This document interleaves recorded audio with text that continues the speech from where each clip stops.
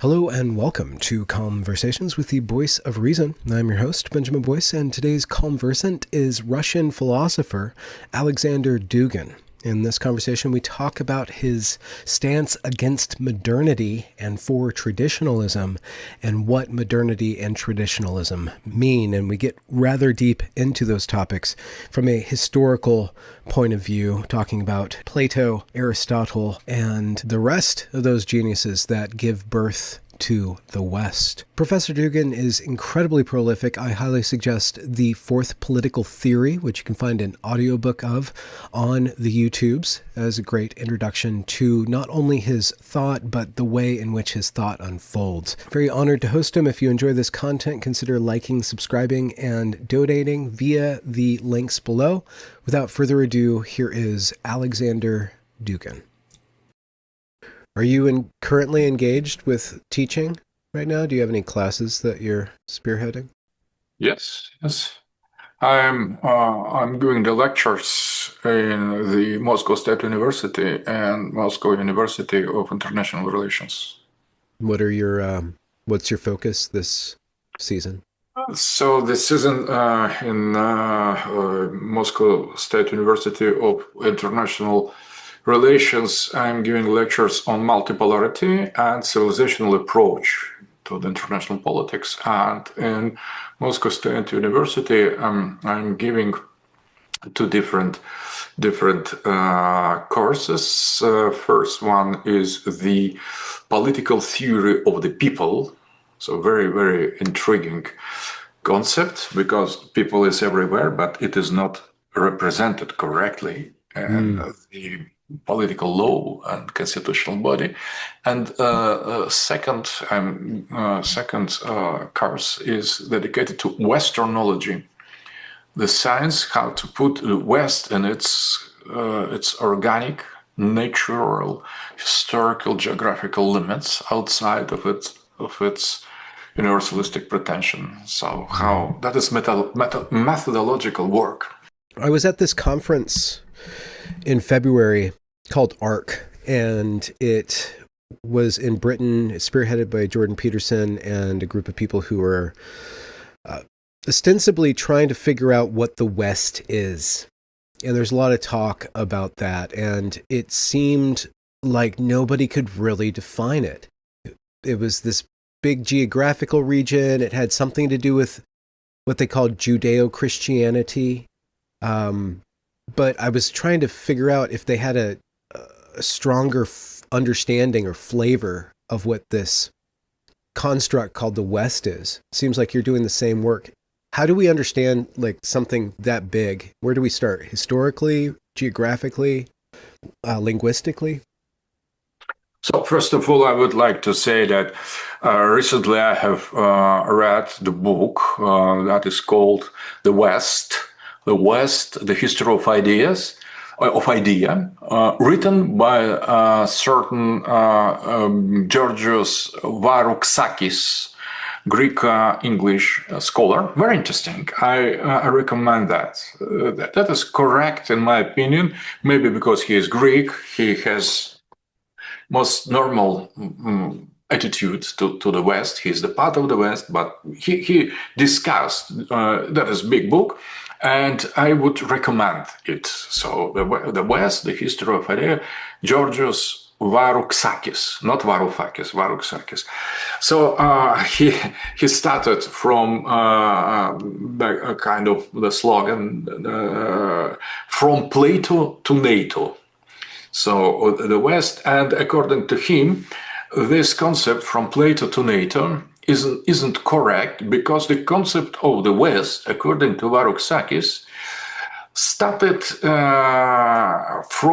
it is very recent, and it is not Anglo-Saxon, not British, as most of us thought, but rather French. And it belongs to the special movement, intellectual movement in the France of the 19th century, organized around the sociological circle of Auguste Comte. So he was Auguste Comte was the first to use the concept of the West in the modern sense, and that was the idea of the special kind of modern civilization from which the Russia should be excluded. So that was a Russophobic concept, the West. From in the origin, he thought that the core of the West should be modern France and some countries around it, but this concept was taken almost immediately by the disciples of the Comte in Germany and in England, and this concept was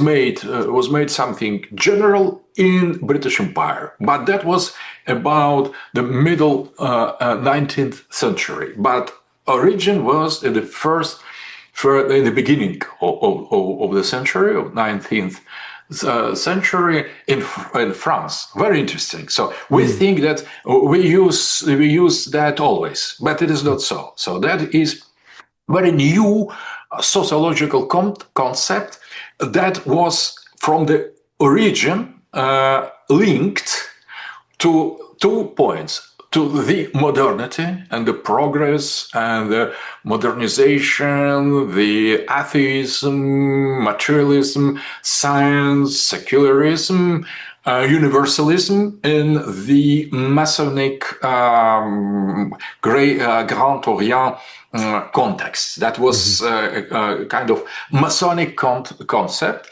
but as well, the other point, the second side of it, it was Russophobia, because it was implemented after the Vienna Congress, when Russia started to influence European politics, and in the conservative sense. So Russia suggested, Alexander I Russia suggested the unification of the traditional Christian monarchies to fight against the atheist, secularist, democratic, bourgeois, Masonic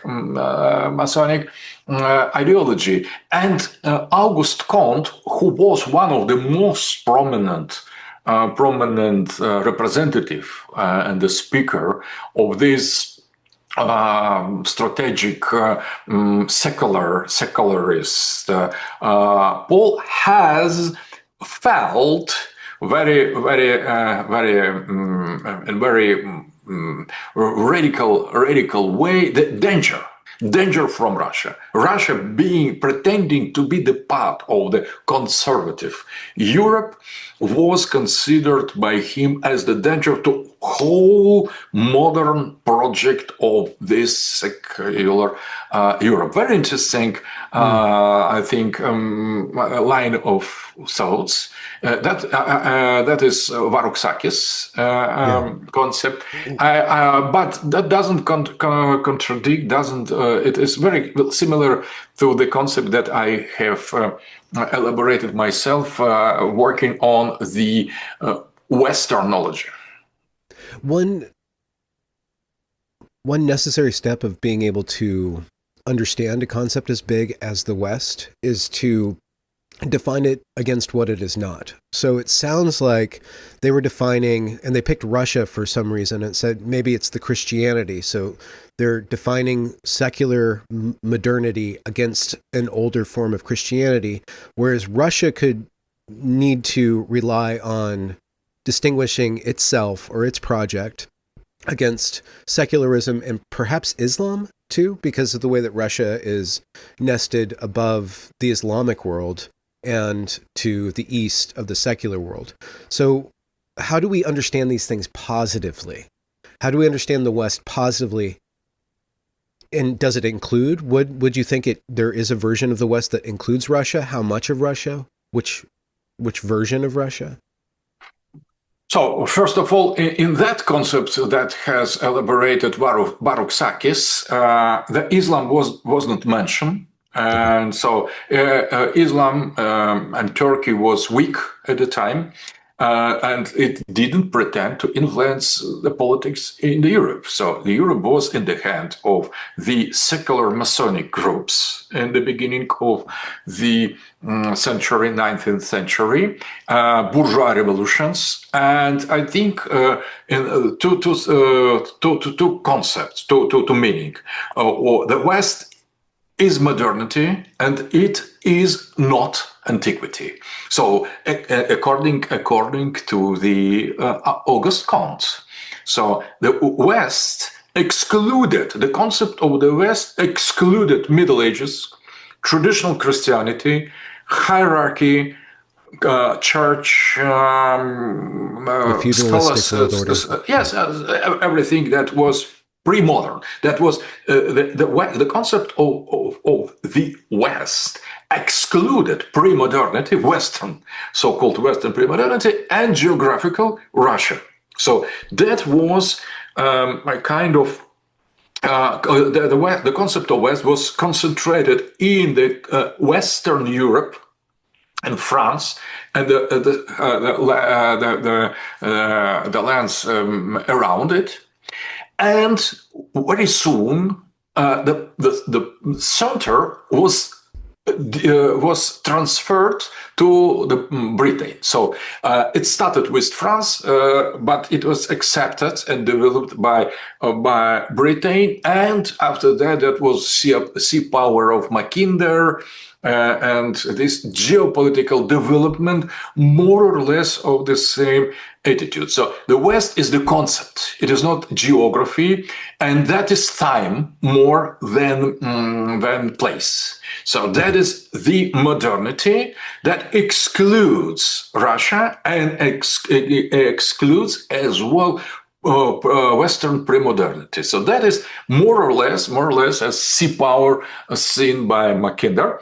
And I have my own understanding. So at the beginning, I tried to explain what Varouxakis thinks on that, and I think his analysis is very pertinent, at least. So very interesting. So my analysis is following. So we could not call Western culture or civilization Greco-Roman antiquity or Christianity before 11th century, before when we were the same. The Byzantine line, after that, Russia came much later, but that was a kind of orthodoxy, Catholicism, based on Hellenistic Mediterranean civilization, and based on the Greece, and based on the Rome, and Greco-Roman antiquity was common to the Orthodox civilization and the Western civilization. The separation, the point of bifurcation was 11th century when two churches have split. The schism, the Great Schism, was the beginning on the concept of the West. And after that came this Middle Age in the Western branch of this Greek, the letter. So the common trunk, and after that two branches. And Western branches started with the Middle Ages, with the scholasticism. After that, that was the transition period with Renaissance and Protestantism, and the modernity was the result of this joint tendency, Renaissance and Protestantism. They have given at the end the Western modernity, and this Western modernity became more and more modern. So there came the period of modernization of the West, and precisely almost at the highest point of this modernization, the concept of the West, according to Varouxakis, appeared. And so that is, but what is interesting? So we share the same common heritage until 11th century that we could trace in different way from Plato, not to the NATO, that was the Western branch, but from Plato to Putin, for example, from Katechon, from Russian for special military operations, from Plato to Russian special military operation. That is the second branch of the same. So we could not call that West because it is Byzantine, it's Greece, is East. Russian, Eurasian, the other branch. So the West has a sense, the term, if we compare two branches, not before, but if the modern Western people thinks that from Plato to NATO, that they trace this Western line from the bottom, from the roots, and we trace from Plato, from the same roots, following the same trunk until 11th century. But after that, after the split, we are following the completely different direction of civilizational development based on Christian Orthodox Christianity, with special eschatologic metaphysical development, pretending to keep the mission of the Roman Empire in the West against the Charlemagne. That was the second version, and Russia was the heir. According to our self-consciousness, Russia was the heir of this eastern branch. So we come from the same root, but this root was never West. That was the Christian oikumena, the Christian universality based on Hellenistic culture, and in its turn, Hellenism was based on the Greek and Roman culture. So we are following the different roots from some points, and now we are at the opposite element. Why at the opposite, starting from the same? Because we never, ever have chosen the modernity. We lack all our intellectual history lacks the elements of the modernity that we could easily find in the Western Middle Ages, starting from nominalism, Via Moderna of Franciscans, Franciscans order, Augustinian Hermetic order, the other, they both followed some Via Moderna, that was called Via Moderna in Latin, in the universities of Middle Age. So Via Moderna and Via Antiqua. Via Antiqua was represented by Dominicans monks, and Via Moderna by Franciscan monks. And Russian and Greek history followed always only Via Antiqua. So the modernity, as the kind of the first chapters of the history of the West, started from the point of the split.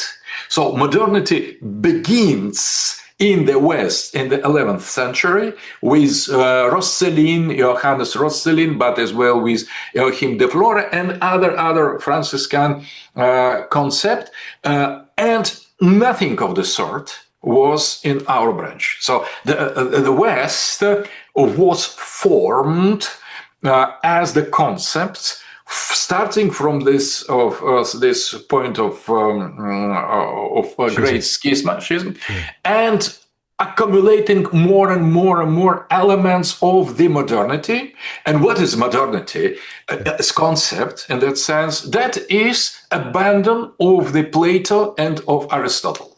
So that was the revolt against Plato, Aristotle, and Neoplatonism, as philosophical approach, that was modernity. So the atomism, Epicurus, Democritus, they were ancient, but found newly in the beginning of this tendency, and finally they have replaced atomism, materialism, have replaced the Platonian and Aristotelian physics, have created the picture scientific vision of the world, and all that ends with LGBT, woke, DEI culture. So that was the train. We have separated. We have bought the tickets from different trains.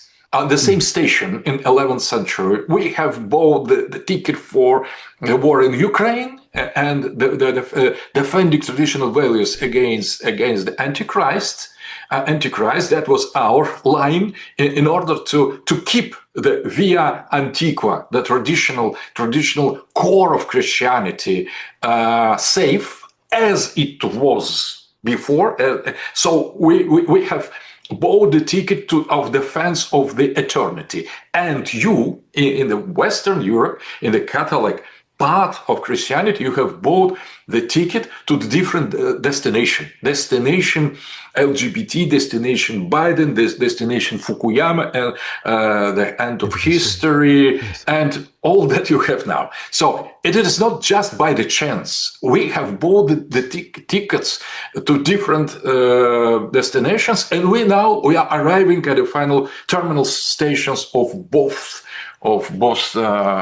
lines, I think. Could you explain, most of my audience is definitely Western. Could you explain some of the qualities or developments that have happened on that Eastern branch? What makes you different from us? So as well, we lack totally any kind of what we could call the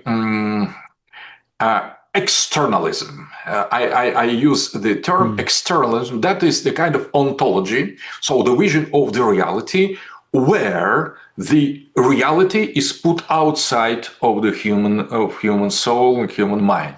So that is atomism, that is nominalism, that is materialism, that is secularism, individualism, that is the physics of impulse or impetus. So that's something that you are dealing with the reality that is exterior. There's this objective reality that we can understand through our rational minds. Not quite opposite. So externalism, that is the idea that there is something totally independent from our mind. So that is some independent and primordial reality of the matter, of some of the things, material things, individual things that exist outside of us, so and independently from us. So that was Western concept. That was the main feature of modernity. So recognition of externality. So external ontology. So everything that exists outside of us, and we are just reflections or just results or conclusions of that. But there is the matter that rules. The matter is. And that is precisely science, mechanics, ontology, that is democracy, that is everything is created from below. So there is the bottom, that in the bottom there is the matter, and the matter grows and gives a kind of, in the process of the growth, some like a subject, some in the inner world. And we, according to Platonic and Aristotelian ontology, always preserved the idea that quite opposite. There is the spirit who is independent from matter. The matter doesn't exist in itself. It is just periphery of our consciousness, and we are souls and spirits and nothing more. So the external reality doesn't exist. Everything that exists in the spirit, in the mind, in the soul, and that was original teaching of Plato, of Aristotle, of Orthodox Church and Catholic Church until recently, until the end of the Catholicism in the West. So there is the idea that the mind, the spirit, and the soul, immortal soul, and spirit inside of it, they are primordial to the reality. So everything is internal. So that is internal ontology, and we kept this concept from the roots of our common civilization until now. So, and that was embedded in the hierarchy, in the sacrality, and the loyalty to the church, to the empire. There was, and all the modernization came from the modern West. So, communism, physics, materialism, all that was not elaborated, created inside of our civilization, but that was imposed on us by modern West. So it is just colonization. And when we try to return to ourselves, we immediately get out this Western influence and we return to the same, totally same Christian Orthodox spiritual root and the internal ontology embedded in it. Internal ontology, the dignity and the supremacy of the soul. So sovereignty. So the sovereignty of the subject.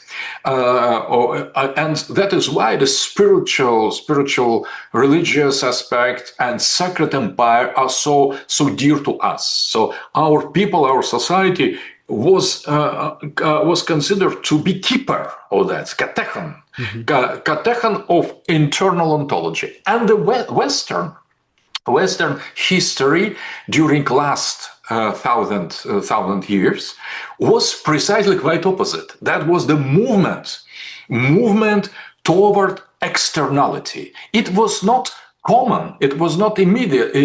That didn't come immediately after schism, but that was accumulated step by step. In the beginning, you followed more or less the same tradition as ourselves.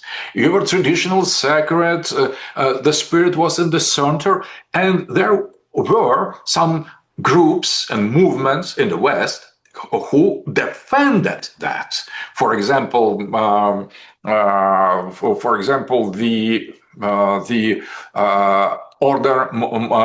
monastic order of Dominicans and others. So there were some tendencies, Thomism, Thomas de Aquinas, and this concept was more or less Platonic, Aristotelian, and traditional. But step by step, nominalism, materialism started to overcome this traditional power, and appeared the new movement, much more developed than Franciscans, the Protestants, after that, the materialism, Enlightenment, Masons, and so on. So, and now that was the end of the tradition of the sacredness. That was desacralization and Zauberung, as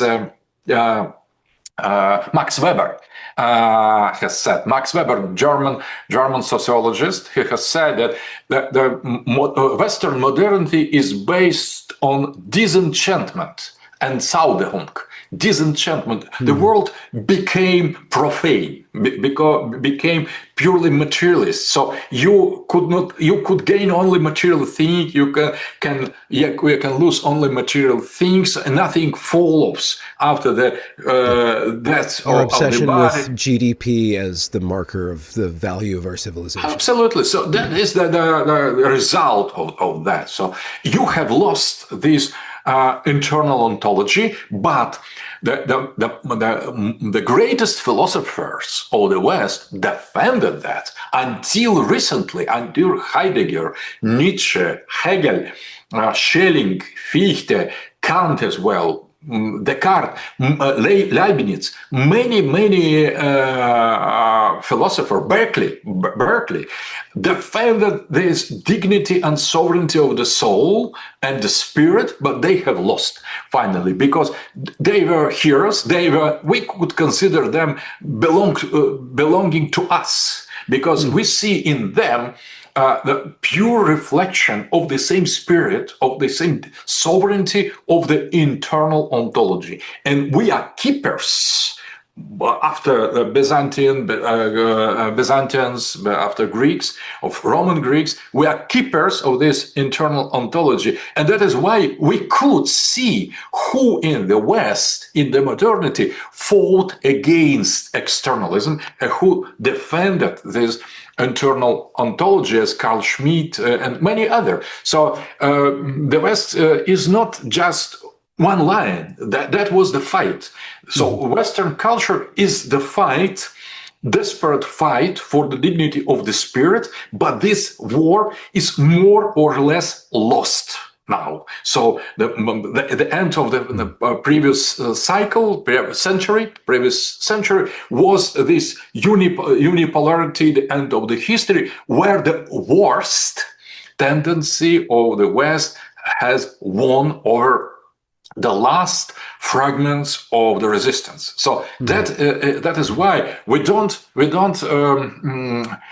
refuse the West as such. We refuse modernity in the West. We refuse this Masonic secular external ontology that is dominating in the capitalism and the economy, in the politics, in the culture, now everywhere, in the art.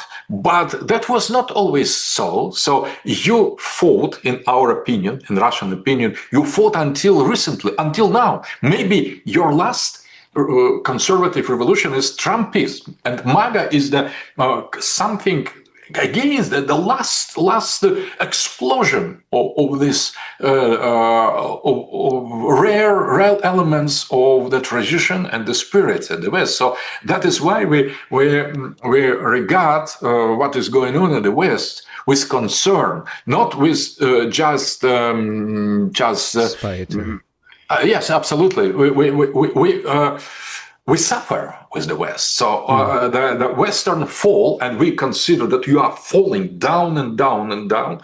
You are becoming the civilization of Satan and Antichrist. But we deplore that. We have compassion to that because your fate is somehow the mirror of the fate of the humanity, and so that is a bit complicated attitude. So we feel compassion, we feel solidarity with all the traditional elements in the West, and not just by pragmatism, not just by calculation, geopolitical calculation. No, that is much more. That's moral compassion. That is deep spiritual feeling. You know, we suffer seeing what you are doing during last century, but sometimes we need to resist, to fight against the West, because fighting the West, we are fighting not just the other nation with some quarrel about territories and so on. That is much more. That is the fight against tradition and modernity. And Russia is tradition. So we are the pole of the sacred tradition, in spite of all appearance, including in the communist time, when we were lower than you. So we have embraced totally wrong atheistic satanic ideology. But in spite of that, the core, the heart of Russian people transpired against that. So it is difficult to explain. So we need the new tools of historical and sociological study, research to understand that. But we Russians will feel that when the communism ended, everybody came to the church. Why? It shouldn't be so. Logically, we passed by the atheistic 7 decades of the radical totalitarian atheism, and after that, everybody is in church. So the core wasn't damaged of Russian people, and I think that the Western society, in its spiritual foundation and basis, is damaged, and that is why you embrace the modernity as something natural, as your destiny, and we try to resist the Western modernity precisely because it is not natural to us. It is imposed. It is a kind of the product of import for us. So we have no modernity. We have eternity, not modernity. I've been learning more about Russia, specifically the fall of the collapse of communism and then the rise of Putin. And there's a biography of Putin. I don't know how accurate it is, but it's very thorough. It's called The New Tsar, I believe. And one thing that stood out about Putin's character, first of all, his rise to power sort of just happened. It seemed providential. He was just the right guy at the right time. But one marker of his character was complete loyalty to the KGB, complete loyalty to Yeltsin. That was his main, the main line, it seemed like, his character. And it helped me to understand his rulership style or his leadership style as he is Russia and Russia is him.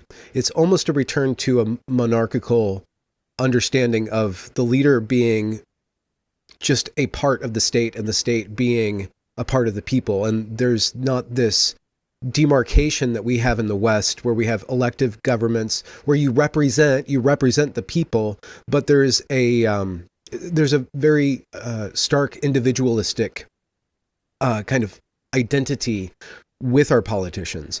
I'm wondering, how does Putin, if he does, represent what you're describing with this relationship, this deeper relationship, or this nature that is more Russian that we don't really understand? We see him as a dictator or as a czar, but he might be a product of his people. Does that track?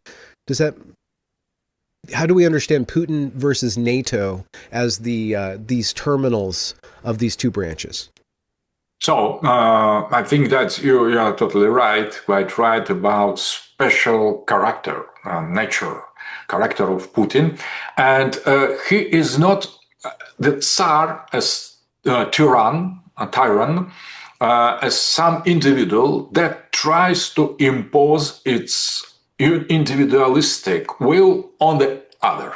So that was tyrant in Greece, tyrant. So just individual without any legitimacy, a special historical, social, sacred legitimacy, who takes the power and imposes his own individualistic preferences, wills, appetites, and so on all the other. That is tyranny. And Putin is something opposed, something contrary of tyranny. He was brought to the power by chance, not by the will, not by the plan. Not by the scheming, just by the chance. So something casualty. So there was nobody to grant to Yeltsin, who was falling precisely thanks to his orientation to the West. He was falling. And there was the only one person around who could grant the kind of continuation, could save the situation, including for the Yeltsins and his family. So he was pragmatically chosen by the oligarchs on the eve of the collapse, total collapse of the state. So the Islamic radicals were inside Moscow already, blowing up the buildings. So we have lost the Chechen War, the separation of Northern Caucasus started. So the other regions of Russia claimed to their sovereignties, and nobody could to say There wasn't the anything political against. or the financial will or ability. Yes, absolutely. And Russian nationalism was rising, and it could destroy everything. So, and on the eve of the total destruction, there was the only guy loyal to Yeltsin and maybe capable to save situation, and he was appointed as a new president. He wasn't so much chosen, so nobody knew him at the time. So he was the shadow figure from around Yeltsin. He was totally unknown. And when he came to the power, he immediately made some steps that everybody believed in him. He has gained the campaign against Chechnya, against the separatism. He has put out the oligarchs, and he started to recreate the verticality of the power. And all that was on demand. Putin, when he came to power, he used to say, "Oh, I'm just manager. I'm just for a time being. I'm just a manager loyal to my organization. I was appointed here. I will do my best, but I have no understanding of sacred nature of state, of civilization. I'm a liberal, pro-Western politician that just want to re-establish the order and the sovereignty to the society that was on the eve of self-destruction." So he was just technical figure. He pretended to be. But the will of the people and the will of the Russian history transformed this mediocre personality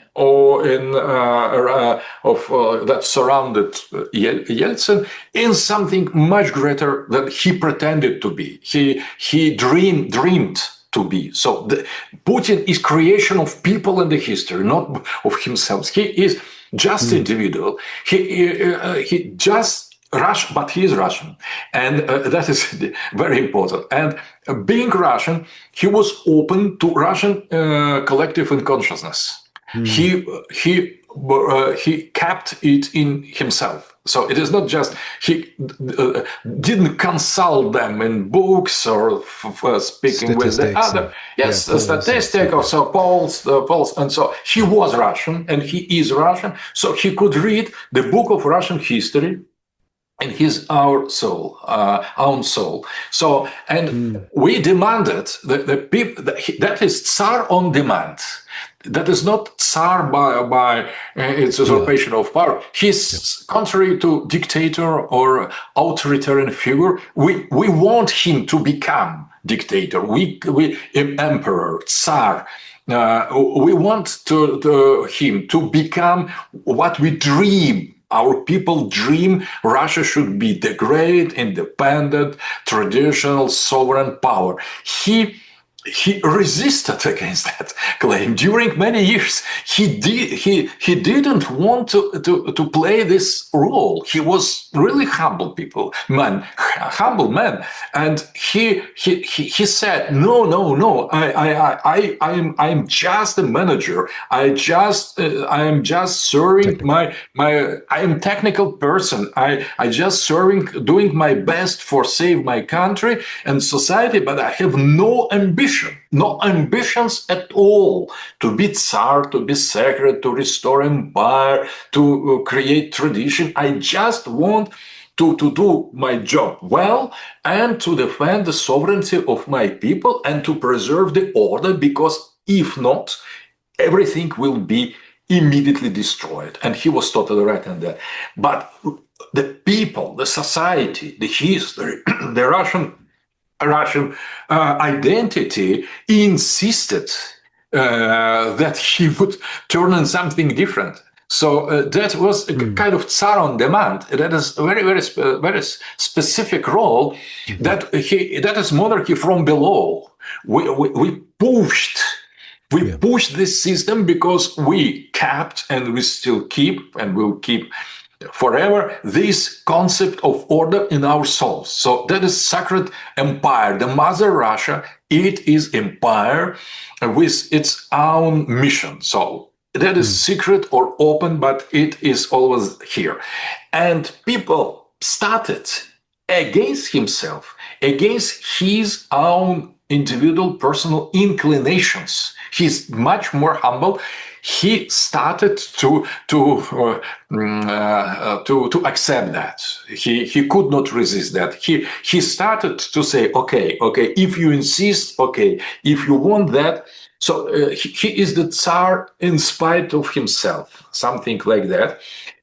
But not just the chance now became the destiny. So it seemed like the chance and something casual, but now it is. We see in Russia, we Russians, we see that was the destiny. That was providence. That was much more than just arbitrary choice of the declining idiot Yeltsin and his corrupted surroundings. So that was the kind of sign of destiny, and Putin was chosen to save Russia and to accomplish the restoration of Russian identity. And what is Russian identity? What is Russian civilization? That is from Plato to Putin. So that is important because he almost personally has demanded to develop this Westernology, to understand. It is not just our initiative. That was more or less a kind of order we received from him to develop the foundation of our civilizational state. So that he wants his last mission to restore civilizational foundations, traditional values, the illumination of history. He has signed decree that Russian society should be illuminated by its own history. So it is not illuminated. So it is not just that study history, but to understand the history, to get the sense, the meaning of Russian history. So that is very important. So he is really metaphysical. Today, Putin of today, it's metaphysical leader of the world, one of the other. And we hoped Trump could become something like him. Maybe in spite of him as well, in spite of all the history, it seems that it was in vain, our hopes. But maybe still we suggest we hope still, in spite of all, that Trump has abandoned almost all his MAGA ideas, but maybe he will return to that. We need to have the kings. We need to have emperors. The time of emperors, democracy has failed. That is totally wrong. Liberalism, democracy, individualism, this kind of materialism, secularism, all that you should get into the thrash. We need to restore the real values, traditional values based on the beliefs, on the religion, on the church, not only us, but as well you. So that everybody. And what is going on in China, in India, in Islamic world, that is the same tendency. So everybody is returning to the civilizational states, to the empires, to the traditions. Narendra Modi recently has said that he is representative of the God, of Indian God. He is Paramatma. He is higher self of Indian society, and that was not the joke. So we are now everywhere in the world we are returning to the roots, and I think that that is Russia. Is showing the example of that. So that is natural process. It is not imposed from the top. So it is totally demanded from the masses. It is grassroots will of our people to make Putin some sacred figure. It is not dictatorship. It is not just the maniacal mania of greatness. But that's absolutely opposite. That brings us to your other course about people, or the people. And I think that in order to understand what you're talking about, we have to understand what is a people that would want to have its destiny reflected in a leadership and in a hierarchy and in a state. So how do we start to understand a people of Russia, a people of America, a people of Europe, so far as they are able to resist the globalist trajectory of mass importation of different peoples, and then this bureaucratic EU, NATO, just grayness that is leeching their collective will of a people. How do we start to understand that abstract concept of the people?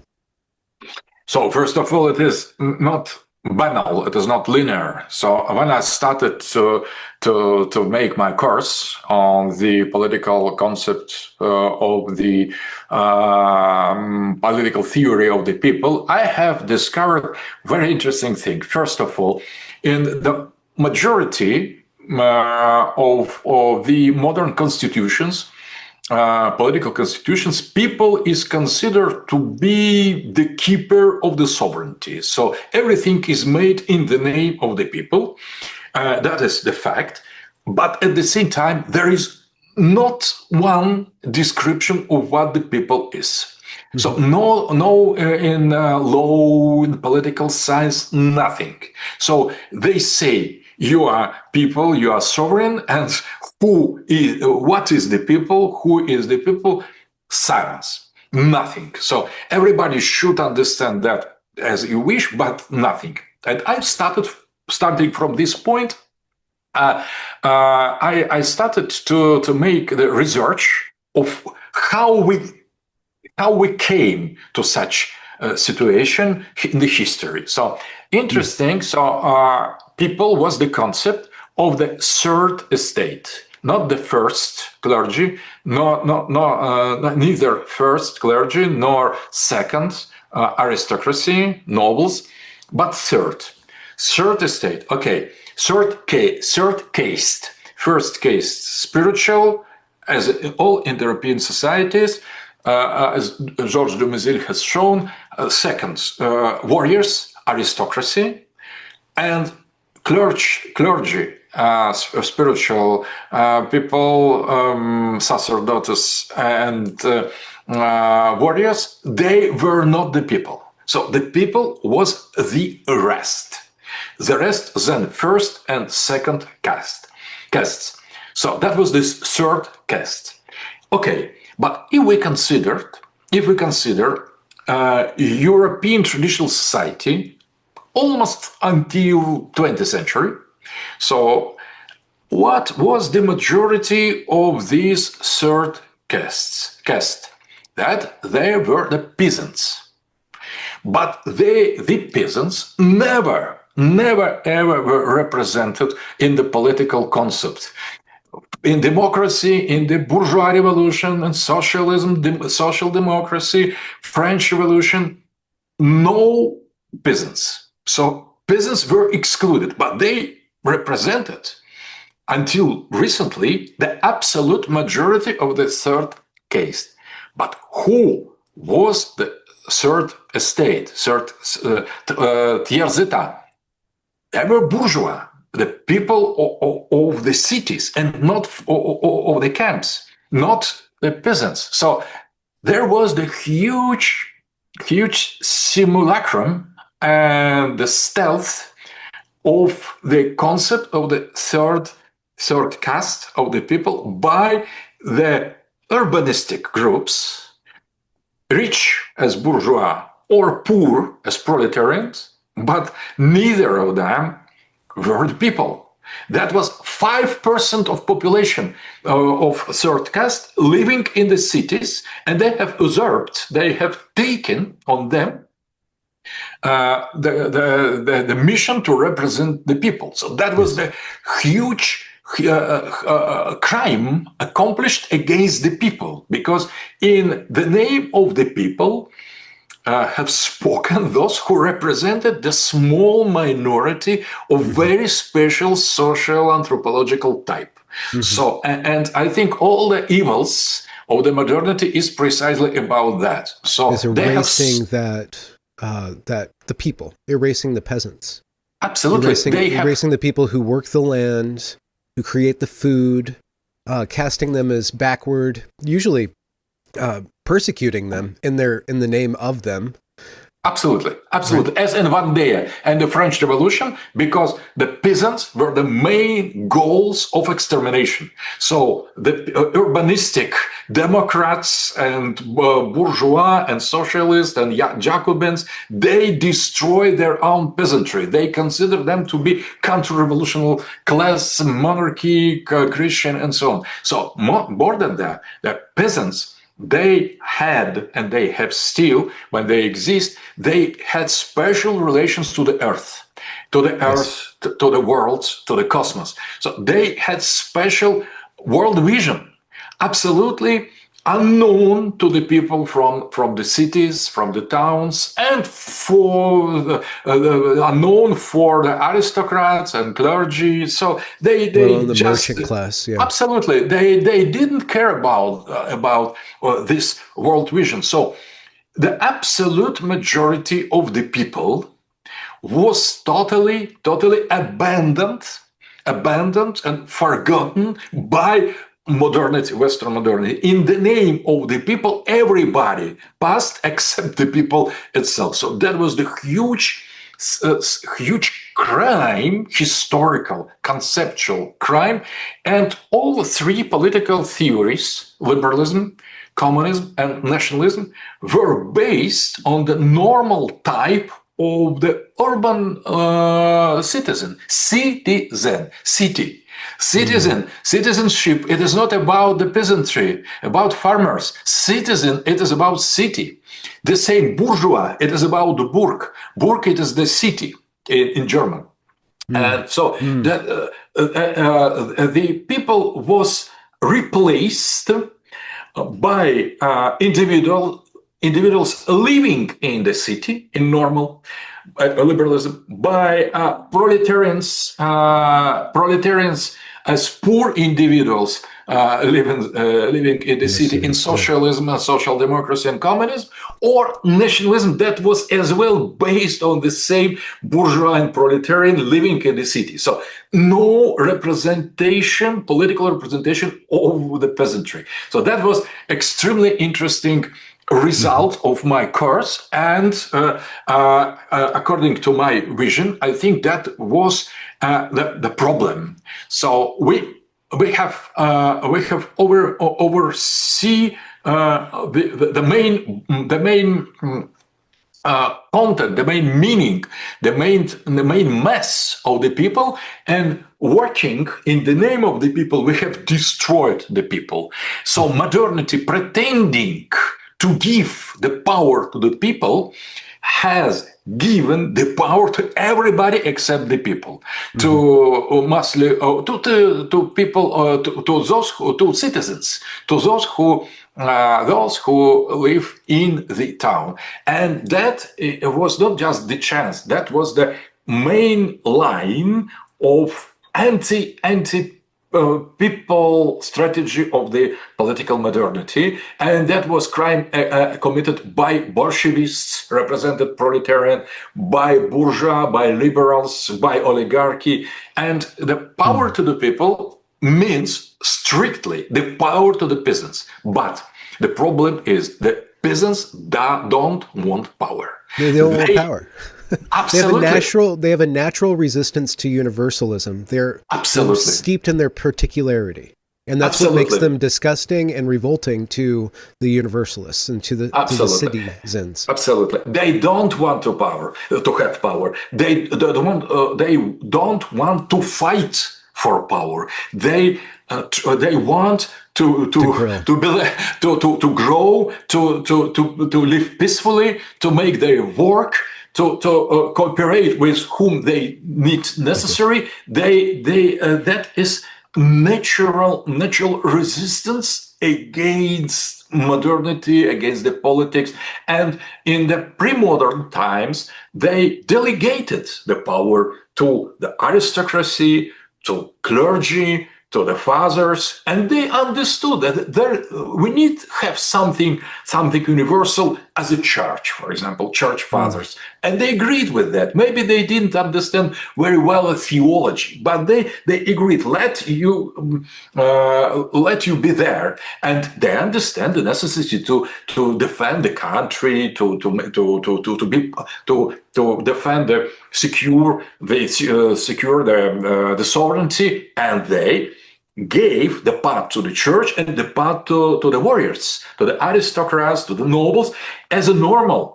But they didn't want to intervene in the process. They believed in the warriors and in the spiritual fathers, but they didn't want to take the power from them. That was a very, very balanced system. And bourgeois revolutions, in the name of the people, they started to destroy everything, and they started to destroy first of all the people.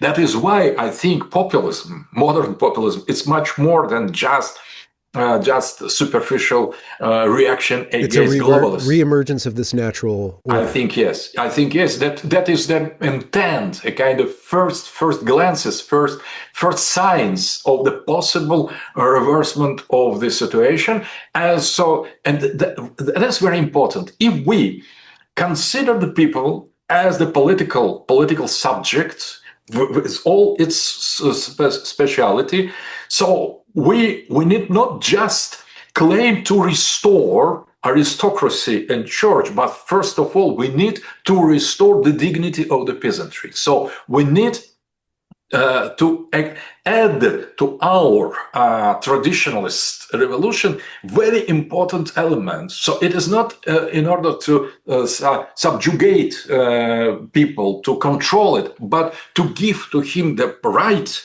and the possibility to live peacefully, to live in the situation, in the world they want to live. So that is the kind of salvation of the people, not as we or, for example, other castes consider it, but as it is. So I think that is very important and futuristic and maybe advanced aspect of our research. It is not just restoration of what was. We should do something better than existed. So we need to create the world better than it was with tradition, but we should find and rediscover people. So we need to rediscover real people outside of this perverted concepts that Western modernity has made of it. Small little poke at you. You said the word better, to make something better. How is that not progressive? What distinguishes that from progressivism, from continual refinement toward an end, a utopic end? How do we know in what direction is that better oriented? So, because I'm traditionalist, so I'm in favor of sacred tradition, and I see the history of as a decline.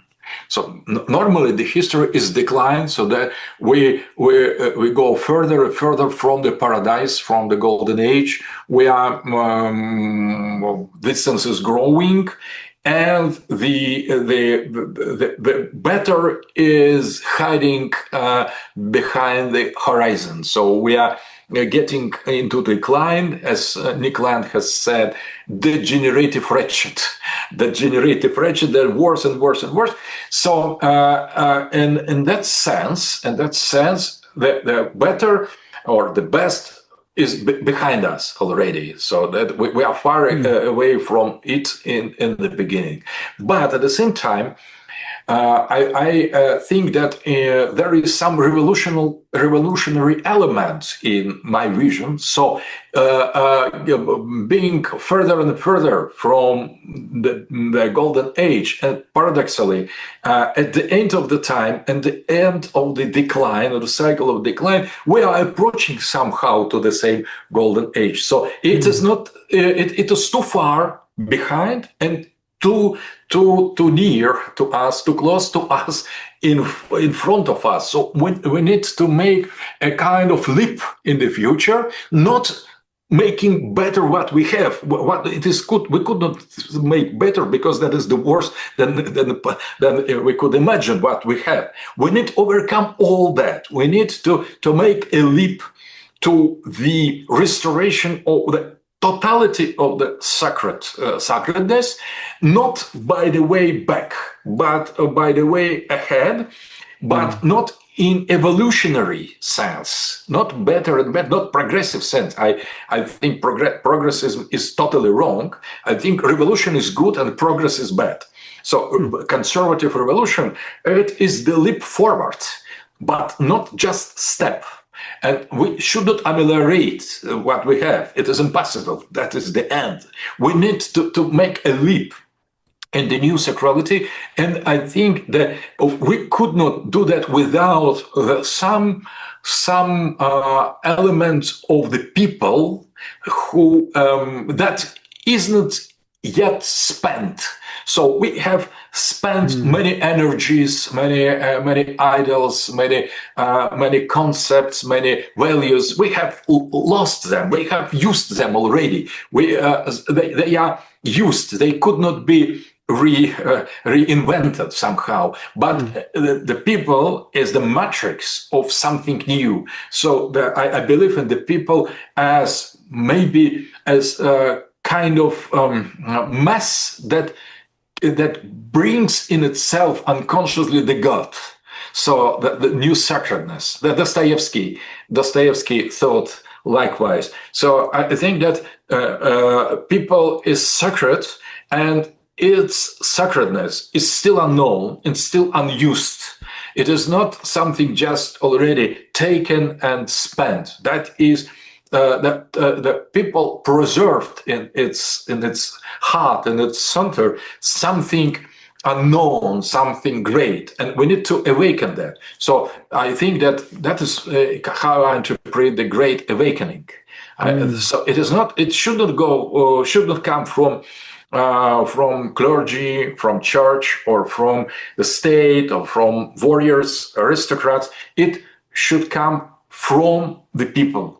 And from the secret of the people. So there is secret core of the people that never was touched, never was awakened. It's sleeping inside of the soul of the normal people, the people who represent not the cities but the earth, the people who represent the real identity. There is a distinction, I think, that you brought up already about the people that you're talking about and describing right now is tied directly to the earth, to place.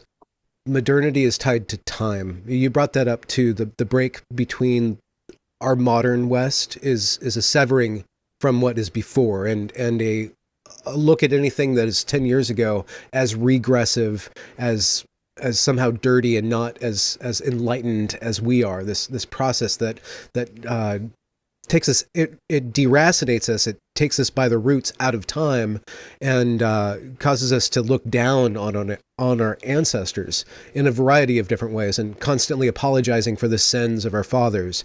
The return to people is tied to a place. I think that the return of the redemption of the warrior class and of the clergy and of the kings is to reattach its priority to place, and the taking away of the globalist mindset, the monetary mindset that is just kind of rapidly just spinning off into irreality, into disaster, to serving the people, to serving the place, to being rooted in place, and then to reestablishing a balance between place and time.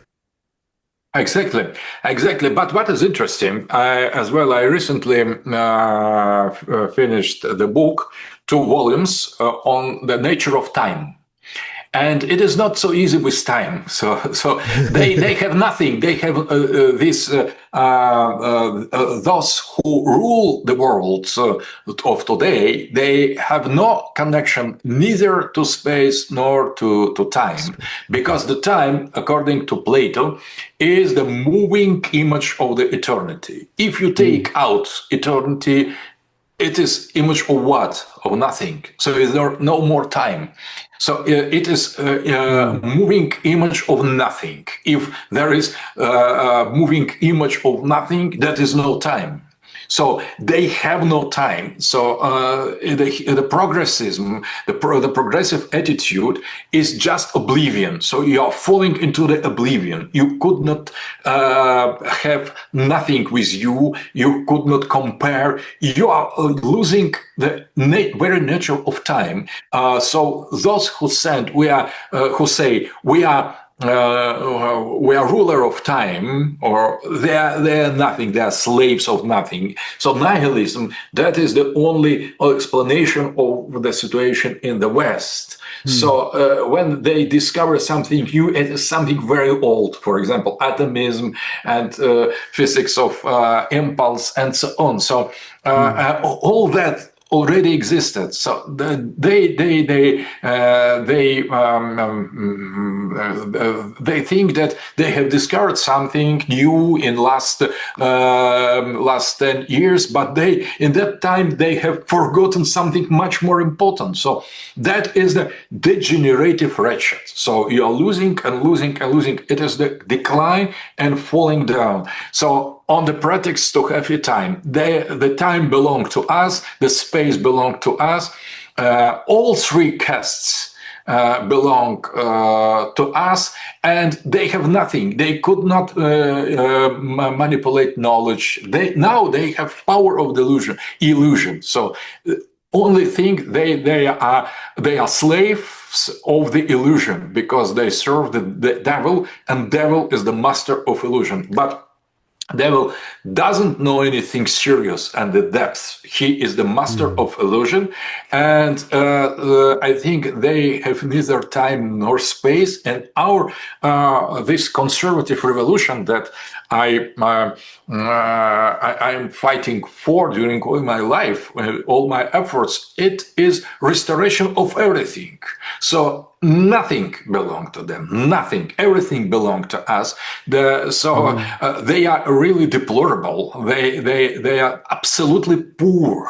So they have everything, the money, the power, the technology, the media, but at the same time, they are poorest creatures in the world. They have no freedom, no soul, no real might. So they illusion, and that is why we could easily defeat them if we make this leap into the future.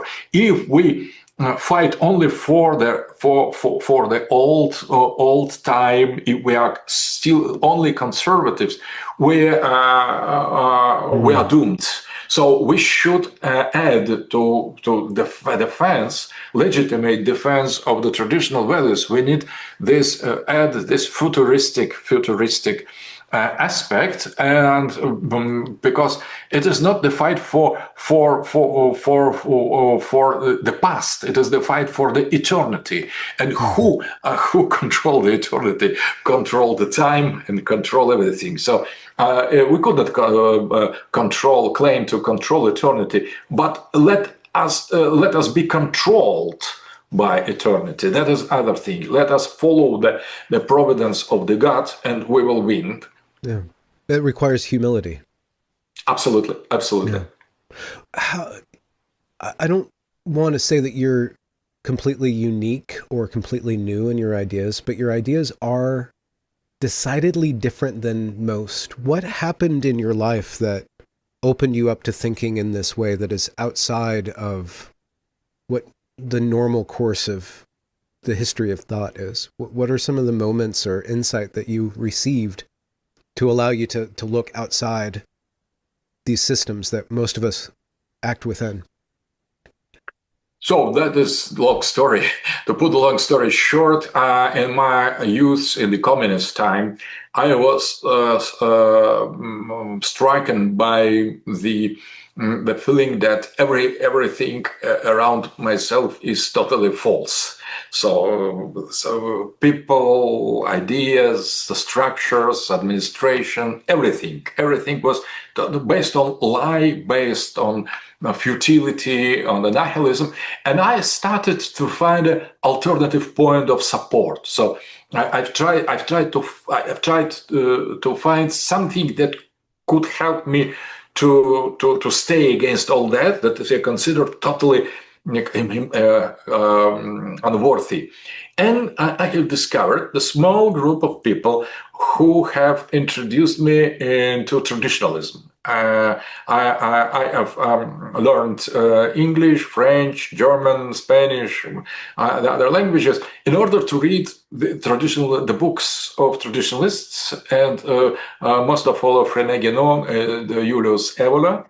I have translated immediately one of them into the Russian, and that was from the early youth that when I have obtained the sense of total security in that. So that was the response. The demand was a revolt, existential revolt against the materialism Soviet state, but that was immediately ended very soon, ended with acquaintance with traditionalism, and everything was totally clear. We are living in the Kali Yuga, in the end of time, so there is the materialism that has won over the spiritualism, but we need to fight against that. There is no tradition, but there are few traditionalists. So we need to be traditionalists in spite of tradition, not because of tradition, but in spite of its absence. So we have no tradition, but we still will fight against the world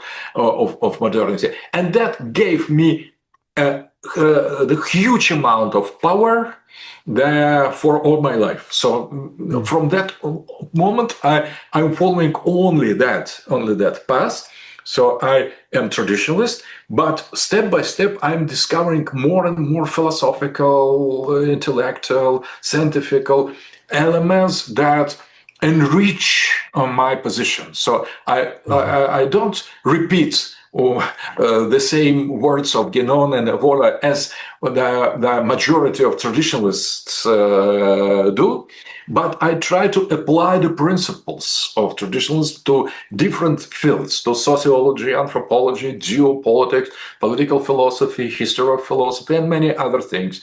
And I'm trying to put the traditionalist concepts and theories into the practice. So I'm fighting in the society, in the mass media, in the everywhere, in the politics, in order to defend and promote these traditional principles. And I'm succeeding in that because I've started from the total rule of communism. After that, I was a witness of its fall. There was the liberalism. I was witness of fall in my country of liberalism. After that, that was shy sovereignism of early Putin. I witnessed as it has ended, and now that is a kind of return of this traditional value already on the level of the decree of the decrees of Putin. Putin has signed some years ago the decree of the defense of traditional values, and among these traditional values there is mentioned the primacy of the spirit over matter. It is incredible. So to live until the moment where our president makes a law that the spirit is above of the matter, and it's not just words. That is totally reversal of what I started with. So what I lived through with liberalism, with communism, with everything. So, and that is a really miracle, because my views are almost the same, almost unchanged. So, 40 years ago, I had totally the same vision of the world, but the world has changed many times already. So, I have this very strange feeling that I existed from the beginning of the world. So, because so many paradigms have changed.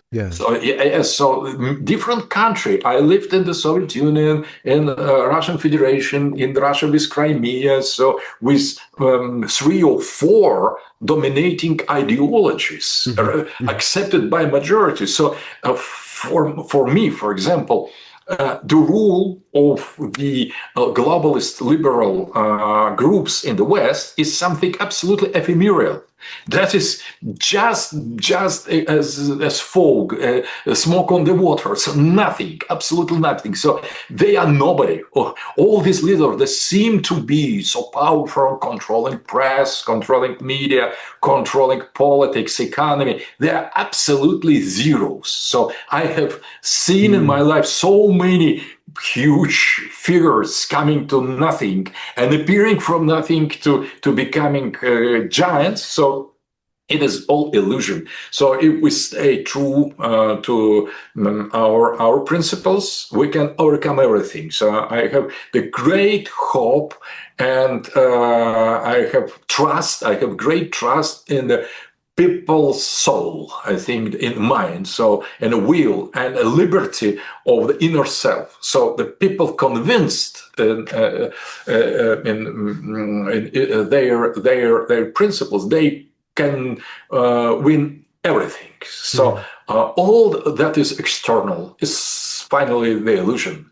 So, and if we start from inner worlds, if we improve something inside, so everything outside is improved as well. So that is inner and spiritual revolution that we need, I think. And that is not just excuse or escape. In my case, for example, I'm totally engaged as well in the political and social battles, and that doesn't destroy my concentration on the spiritual matters. What are some? You brought up the principles of traditionalism. What are some temptations of the traditionalist? Some places that they can fall or go wrong? So, first of all, traditionalism, I think that is, Dominicans, the Dominican monks in the history of the Middle Ages, they had very interesting and very important, very traditionalist concept: salvation by the truth. Salvation by the truth. So if we search truth, we will be saved. Because the truth, the final truth is the Christ, the final truth is God and the heaven and the church. And if we search correctly, sooner or later we will find precisely that. So if we are in search of ultimate truth, sooner or later we get there. We'll come to God. So the salvation by the truth is very good thing, and I think that is the essence of the traditionalism. So traditionalism is not just humility, not just devotion. It is the quest for the truth. And this radical quest for radical truth, it is, I think, the most important and most beautiful feature of traditionalism. So truth is more important than everything else. And if we are in search of it, we will sooner or later we get the result. So, but the only thing, not power, not success, not satisfaction, not so the comfort of the soul, but truth. A truth can be very drastic and very, very, very brutal as well. But the quest for the truth, it is essence of traditionalism. I think as well. The second point, I think that traditionalism, it is a truth in somehow. So if we are traditionalists, we are closer to the truth than just religious people, because we are understanding the distance between what is normal and what we have today. And in the religions, in different religions, you could lose it. You could lose the distance, and you will be engaged in the modernized form of religion, because we could not make difference without traditionalism. So traditionalism, it is the key to understand what is the religion, and so that is very important. So traditionalism, it is more important than religion. Religion is higher than traditionalism. You could not replace the religion by something other. But without traditionalism as the key, you could not get there. So it's you will miss. what Jesus said about the Sabbath. The Sabbath was made for man, not man for the Sabbath. So your anthropology has a religion, but the religion doesn't make any sense without the anthropology, and the anthropology needs the religion in order to fulfill its spiritual. Yes, exactly. So traditionalism, it is the key to the religion, the key. Without that, you could take for the religion something that is not, kind of simulacrum. So in order to make the difference between simulacrum and the authenticity, religious, spiritual, you need follow the path of traditionalism. So that is very important. And I think the second point in traditionalism, that is practical and active traditionalism, because there is the theoretical traditionalism of Guénon and there is practical traditionalism of Evola. And Evola made many faults, many errors, mistakes during his life, but in my opinion, that it is much better to make such kind of mistakes than to do nothing. So to put something in the practice, it is always dangerous. It is always a risky thing, and I think that traditionalists should get in that. Should enter in the danger and the world of danger and the world of mistake and of error, in spite of the threat, despite of the danger to fall. So we should not be afraid to make something wrong, because we're living in Kali Yuga, and I think nothing could be taken for granted. We need to fight for every small achievement very hard, because we are living in the hell. And in order to get out of it, to change here something, we need to fight radically. So I think that when they say Guénon or Evola, it is totally wrong. Guénon and Evola. So we should follow Guénon as the main framework of traditionalism, and we need to get the way following Evola, trying to apply our principles to the world around us and inside of us. So I agree with both of them. They both, but I think that they both are very important. So, but we need not just admire them or only study them, but we need to apply them. We need to put that into the practice. So the traditionalism is not only philosophy, but it is a kind of radical political ideology that should be implemented in the society. How do we And implement it? Like go to church or join a community club, go bowling? Like what are some small traditional application? I think we need to create cultural, philosophical, political clubs, circles, and start revolutionary network in order to destroy modern world totally and to restore the traditional world. So it is a revolution, a revolt against modern world, and we need to be as revolutionary. Church is our headquarter. Clubs of philosophical use and not only use, it is our army. Internet on streams, all kind of platform and network should be used in order to promote traditionalism. We need to awaken the soul and the minds of the people. So we need, that is counter enlightenment. We need to enlightenment, but not from materialist atheists, not enlightenment of French. We need kind of counter enlightenment. We need to enlighten the people with the eternal light of sacred tradition. In Christianity, because it is our tradition, and other sacred tradition for different civilizations, and we need to get to the root. And in order to get to the root, we should not get back, but we should make a step forward, the leap forward. So we should attack, we should be offensive. I'm advocate not of defensive traditionalism as escapism and so on. We need to go church in order to get the orders from there.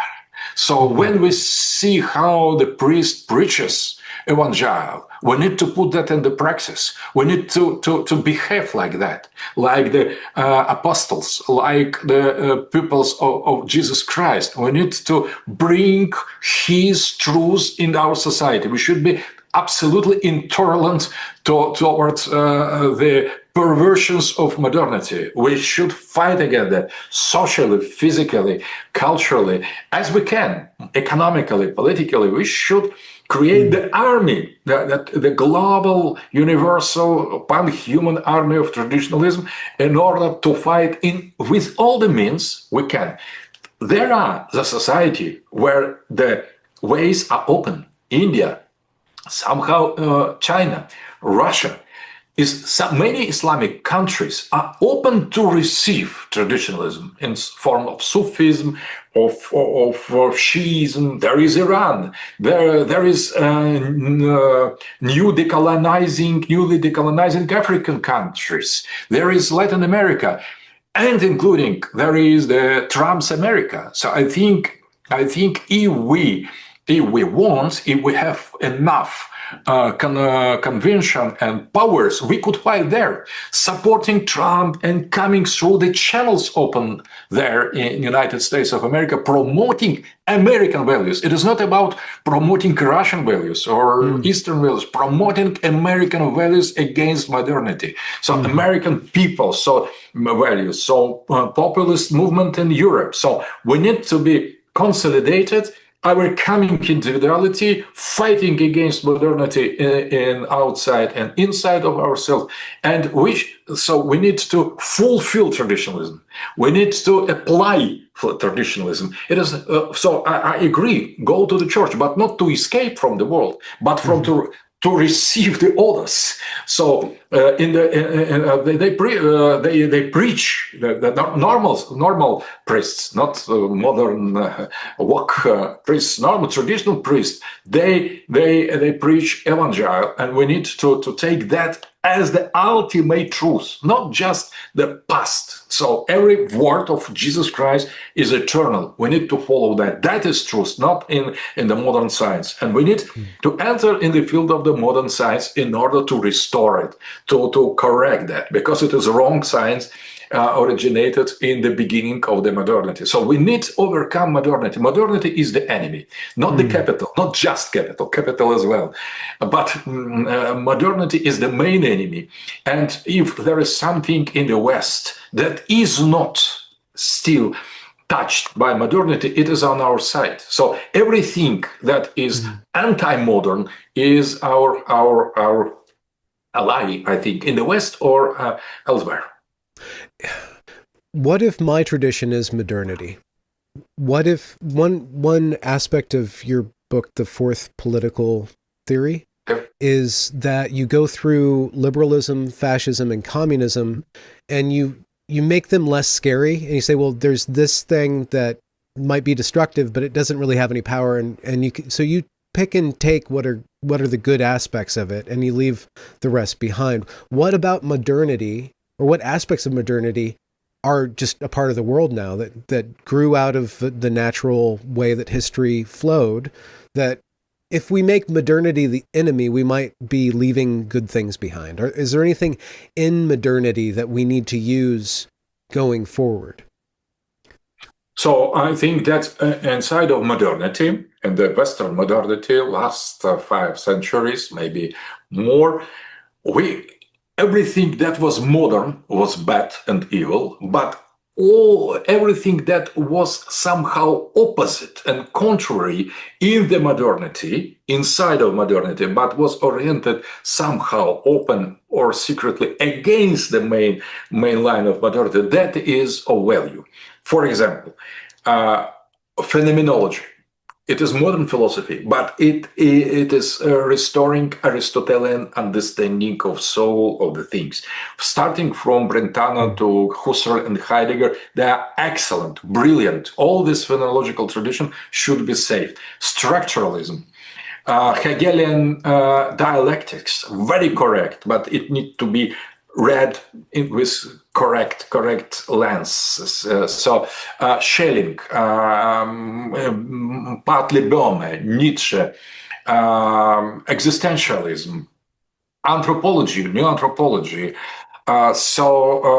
Leibniz, the Kantian, some aspect of Kantian philosophy with the dignity of the reason that is independent from the matter. So if we make a kind of analysis of modern Western thinkers, tendencies, scientific teaching, so we could discover the huge amount of the very valuable things. So we need to make due diligence of modernity, because it is intoxicated, intermingled, entangled with many heteroclite elements. So we need to make a kind of audit of modernity and to find the valuable elements inside of it,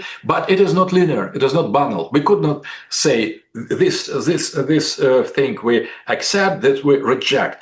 We need to make a very detailed, very concentrated analysis of the modernity in order to find in romanticism, for example, many in the British tradition, including, I think, some elements of pragmatism, American pragmatism, pragmatic philosophy could be used as something very positive and very comparable with some Buddhist, Zen Buddhist concept. So we need to reinterpret the modernity from the counter-modern position. So not just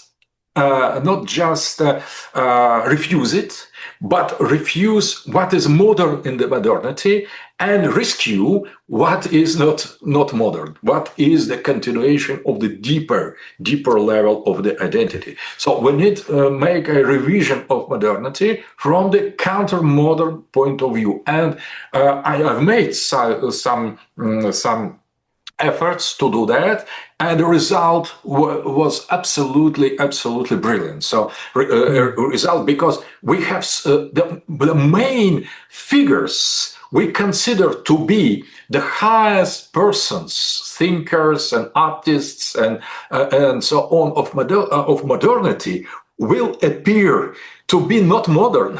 So very interesting. The most interesting concepts and theories and figures and schools of modernity, they have nothing to do with the main direction of modernity. They were normal, and modernity was their opposite. So that is not obvious. But if we start to make this due diligence of modernity, we will find what is really that we have perverted image of ourselves, of modernity. That modernity is not so modern as it pretends to be.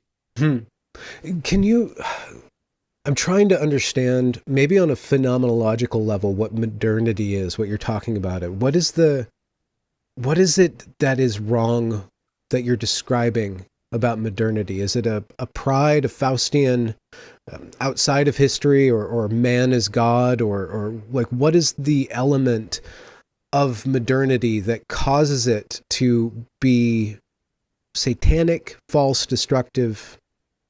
What are we actually fighting against? So that is a serious question. So in my analysis of modernity, the main blame, main crime of modernity, it is, as I have said already, the emphasizing the externality, something external. So in Socrates is starting from the affirmation that everything is inner.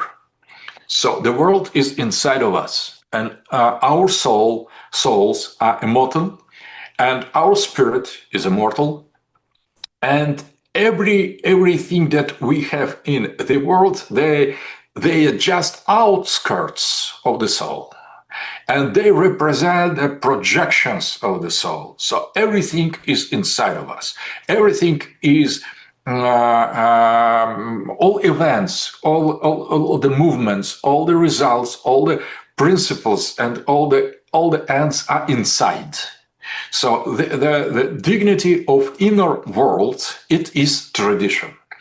Modernity started with the affirmation that the external world is real, and external world is the primordial, is something that appears independently from us, that is working on its own laws, and it goes first. So we are just results of some material soap, material process, accident. So that is totally wrong. But the modernity and the physics and the mechanics of Newton, in the structure of political society based on individualism, of atomism, starting from Hobbes and Locke and all other. The modernity is based on this supremacy of the external, and that is modernity. But everything that is modern is more or less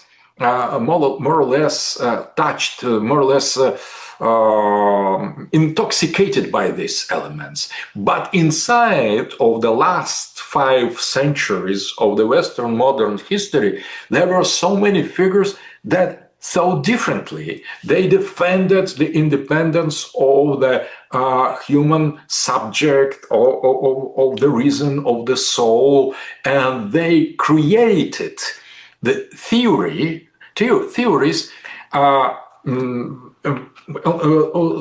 totally opposition to the claim of externality. So they defended internality and the sovereignty of this internal ontology, many of them, and making such.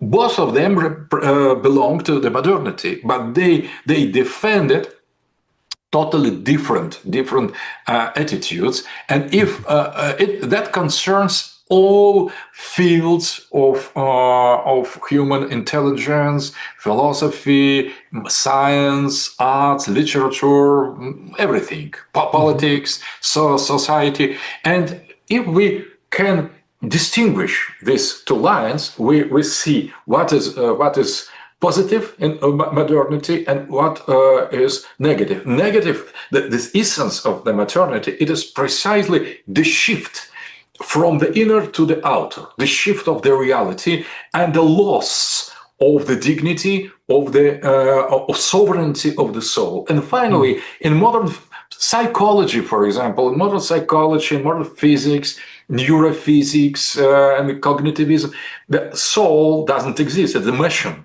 That is artificial intelligence. Artificial intelligence, it is the last consequence of this loss of the soul. So artificial intelligence, it is the last stage of the externality. We agree that what makes us human is just reasoning, and machine now can reasoning maybe better than us, or almost like us.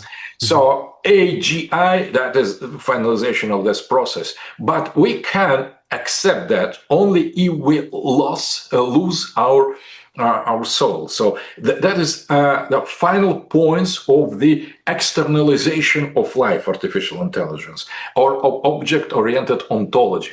So just patterns, just accidental meaning-making tokens that absolutely, add up to something that makes sense. Yes, absolutely. So and the capitalism was the kind of process that led to it. So it is a bit naive to oppose the modernity to ancient capitalism. Capitalism was the way. There was just previous stations on the same railroad to the total. So capitalism is absolutely modern. That the idea that money decide everything. Not at all. That money is nothing.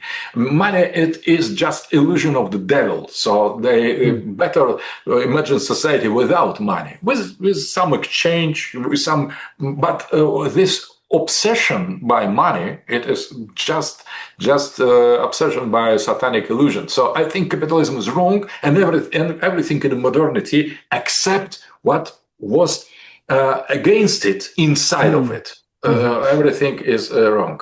Just to give the devil his due, modernity allowed for all of these different thinkers that existed within modernity. I was talking to Jonathan Peugeot. He's a Greek Orthodox icon carver, and I was asking about what kind of works of art did the Orthodox world produce that are in line with the Beethoven and Mozart. We have all these big names in our tradition, Goethe, all the thinkers that you mentioned. Modernity allowed for the fostering of all these brilliant minds that aren't necessarily unparalleled anywhere else, but the sheer diversity of these different characters arose for some reason within that modern landscape. So the modernity did give the openness for so many different brilliant thinkers. I'm wondering if that's kind of a challenge to this thought of modernity as a collapse, but in that collapse, it's released a lot of energy and given rise to so many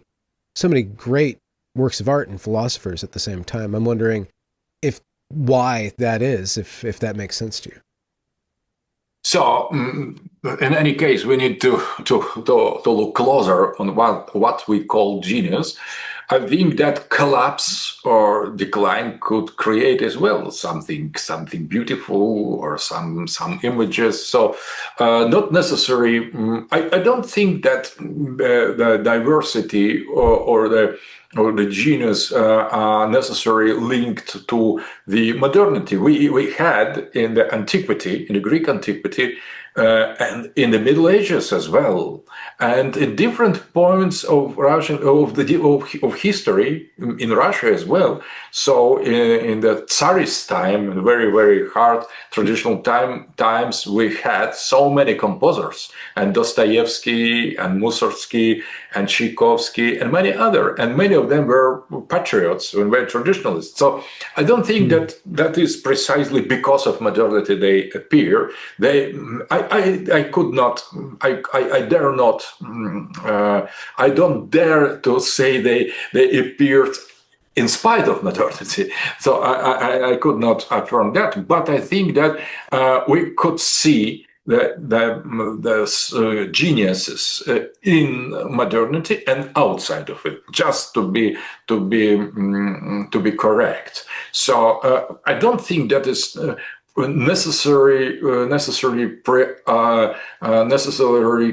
condition to genius to appear. That is modernity. It could appear whenever it appears. So, and we could not order genius. Genius is born as something as extra, something that we don't deserve. So that is a kind of gift to humanity, and it could appear in different times.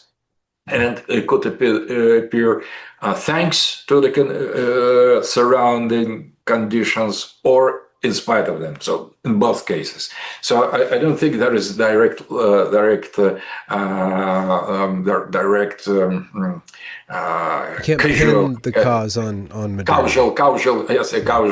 Causal line. So that is, but I think if we consider the real genius, we see in them the sacred dimension. That is obviously sacred, and modernity is something against sacred. So, because to be modern, that is to be against inner world and against sacredness. It is profane, as Guénon has said. So, if we see in Bach or Mozart or Beethoven some inner world and presence of the spirit, and we see it obviously, so they belong much more to us than to modernity.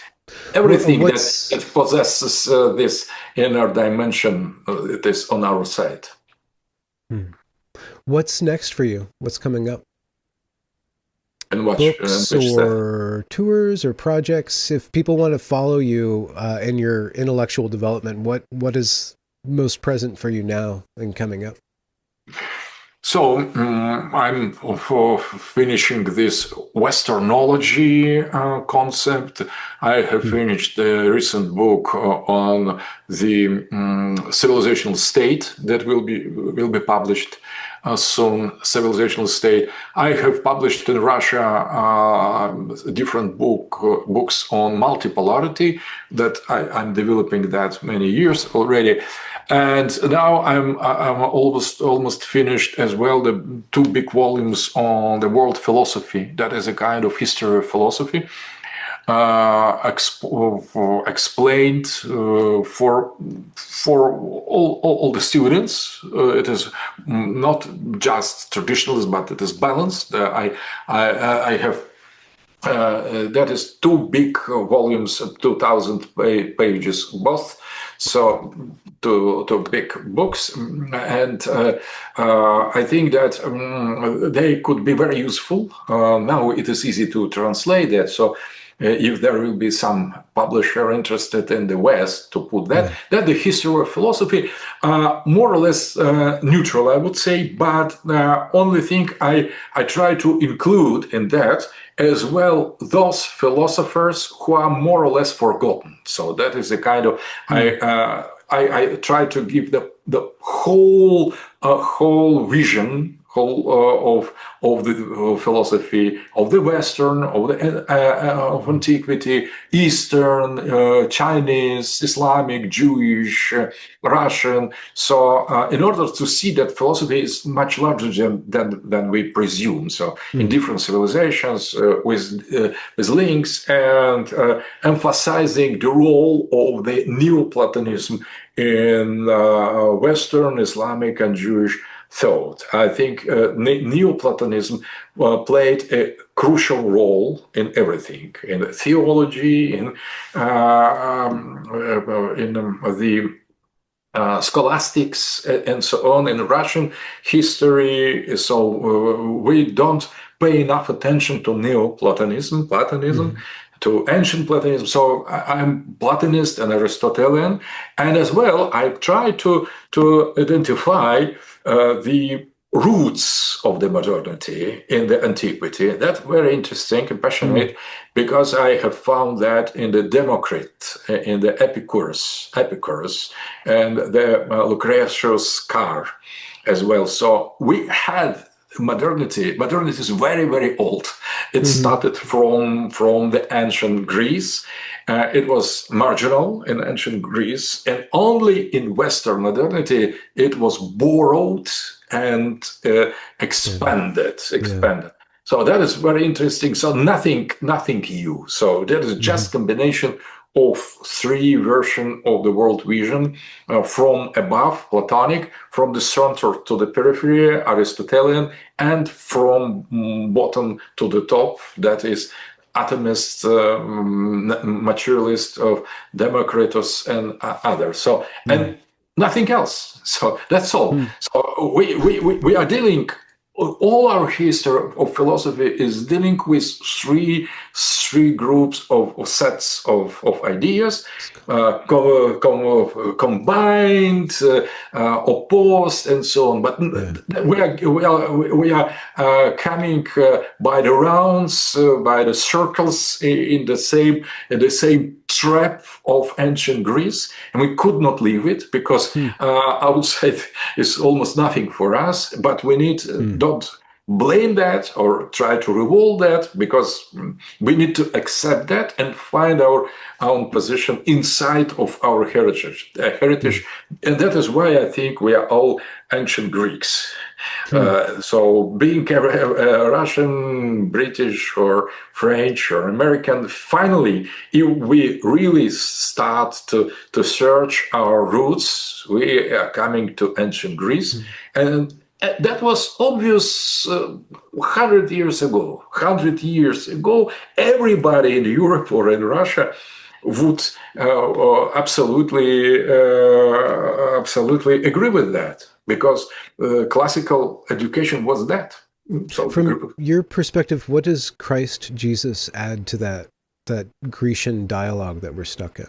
How does the church influence, bring us up, if it does? I think that is, the church is the oldest ultimate truth, Christian church, and Christ is God, and we believe in God. But all the reasoning around that, around the church, or that is called theology, it is based on Greek thoughts. So nothing Semitic, because Semites, they didn't develop any kind of original philosophy. So all the philosophy, including Jewish philosophy and Islamic philosophy, Christian philosophy, it is Greek philosophy. So Jesus Christ is God, so he is above every kind of definitions and distinctions. He is creator of the world. He is Logos. He is Son of God, and he is a perfect God and perfect man. And I think that the real Christianity is concerned much more in Christian Orthodox Church than elsewhere. So that is much more authentic form of the belief in Jesus Christ, and all the theological heritage, tradition around the Christian Orthodox Church is the best way to explain how the God is, who is God is, why he is Holy Trinity. So I think that is the authentic, correct explanation or introduction to God. So I believe in the absolute truth of my Orthodox, Russian Orthodox Church, but I think that as long as the other Christian churches believe in the same God, where they should share something like us. But I think that this heritage, philosophical heritage, theological heritage, was partly lost or partly perverted in the other churches. But I don't insist on that. I prefer to find common points that unite us than points that divide us. So I'm against communism, but I'm for the dialogue between traditionalists in different branches of Christian religion and outside as well. So I think that we need as well to have dialogue between the other traditional religions and to find a common point with them as well. And that is quite possible. If the West is essentially the Greek conversation, just unfolding over time, how is it? How does Christianity make the West as well? Is it mutually dependent, the Greek and the Christian worldview? And what does Christianity add to what we are? What is the essential truth there? Yes, that is very important. So culturally, Hellenistic civilization was continuing in Christian time as well. So Christian religion was based on the Greek culture and Hellenistic civilization, but the church and the Christ, that was a very special metaphysical transcendental dimension that we could not replace by just philosophy. So without Greek philosophy, we could not have Christian church as we have. No dogmas, nothing. So absolutely. Theology would be absent, and without theology, no prayers, no symbol of creed, so nothing. Almost nothing, because all that was thanks to the Greek language, Greek philosophy, Greek culture. But without Christ, we could not have the church or religion. So Christ is the transcendental vertical line and everything. That is essence of everything. But interpretation of Christ, of his incarnation, of God, of his birth, eternal birth inside of Holy Trinity, all that is explained with the help of the Greek philosophical and theological tools. So, but Greek culture could not replace Christianity. Christianity is something absolute. But the best way to explain that, to expand that, to receive that was Greco-Roman world, and that is our roots. So we belong to Greco-Roman Christian civilization, and without Christ, it will be not be entire and integral. So it is absolutely necessary element of our identity. Here I disagree with Evola. Julius Evola was against Christianity. I'm absolutely I'm Christian, so I believe in God, Jesus Christ as ultimate truth. But I think that the Christianity is the main axis of our identity, and but in order to preserve or to reinvigorate this identity, we need to come before 11th century. So Middle Ages, Christianity in the Western Middle Ages is much better than modern parody on Christianity.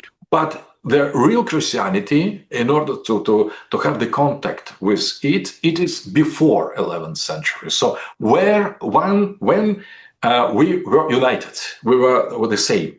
So that is important. Russia and the West were united in the pre-Great Schism Christianity, and that is a very qualitative aspect, not just history, because the Christianity of the early time and before 11th century, it is absolutely authentic Christianity, and we Orthodox Christians, we want to conserve it, to save it, to preserve it as it was, not adding anything to it. So that is why we are against the Pope, against Catholic, because Catholic, according to the decisions of Pope could add something, and for us, Patriarch could not add anything, add to the teaching of the church. Patriarch is important to explain something, to give some advices, but he could not distort the dogmas. He absolutely has to follow it. So when Pope say, "I'm blessing homosexual marriage," that is impossible in Christian Orthodox worlds, Eastern Christian world, because that was not the teaching of the Christ, and everything that wasn't the teacher of the Christ could not be accepted. So the time doesn't play any role in that. So if we see something wrong, we need maybe modern, progressive. We should say if it contradicts to our teaching, we abandon, we refuse that. We destroy that. So that is very important. So this kind of fundamentalism of Orthodox Christian fundamentalism, I praise it.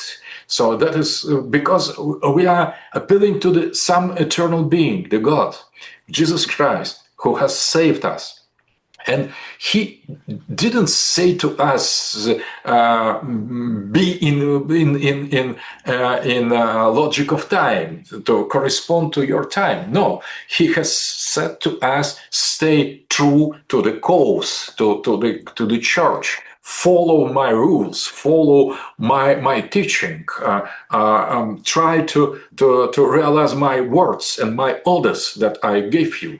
So, and that is not about the perversion, individualism, or capitalism. So, I think that is very important to get to the origin of our religion, and to, if we can, to restore this original dimension of Christianity, not by fantasy, but following the strong rules of our holy fathers that were much more wiser and really holy than ourselves. So we need to respect the old Christian fathers like the absolute authorities.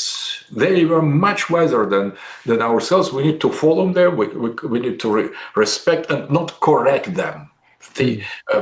Pretending they were in failure and so on. They were much wiser and much holier, and that is our attitude. So we understand the Christ as eternal being that is present now.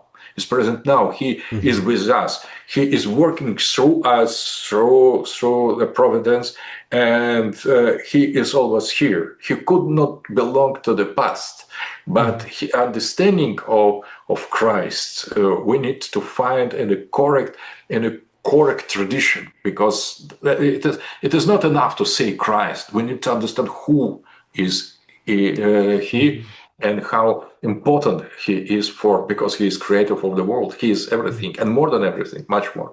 It seems like the project of defeating modernity and processing it into a phase and going to the next phase. It seems that Christ, or the understanding that you're sharing with me right now, is essential to the project. It's essential to understanding how the people can be the people, and how the people can be served by the nobility and by the merchant class and the clergy especially as well, without an understanding, like a deep understanding of how Christ taught us to love each other and to see each other as distinct people, as individuals. That is how the process of modernity is redeemed and reversed.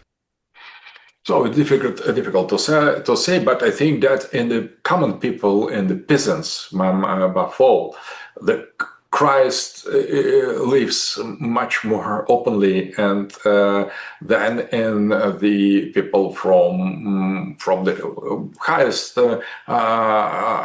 highest positions. So I think that the simple people, they are keeper of the secret of the faith. So I believe in the people. I think that our Russian people has accepted Christ and never betrayed him. So the clergy or administrators and politicians, sometimes they betrayed Christianity, and our people stayed always true, always loyal to Christ. So I think that so-called simple people are not so simple.